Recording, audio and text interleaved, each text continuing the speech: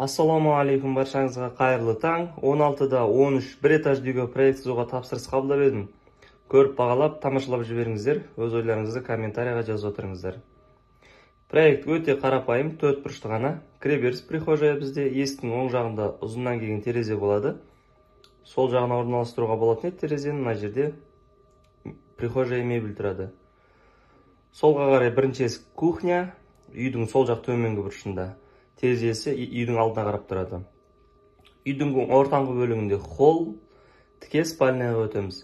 Және сол жақ жоғарғы бұрышында тағы да бір спальня.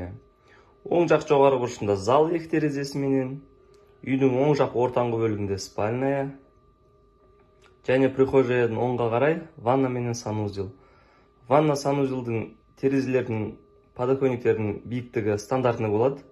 Осы терезелермен бәрі бірге басылады, тек олардың әйнектері ғана матовый әйнек болады.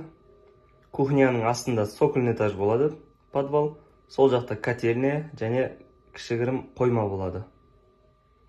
Үй жалпы қызыл кірпіштен салынады, сыртқы қабырғалар 1,5 кірпіш 40 см, ішкі қабырғалардың бәрі 25 см болады, бір кірпіш. Балкалар былайынан жатады. Балкалар осылайынан жатады.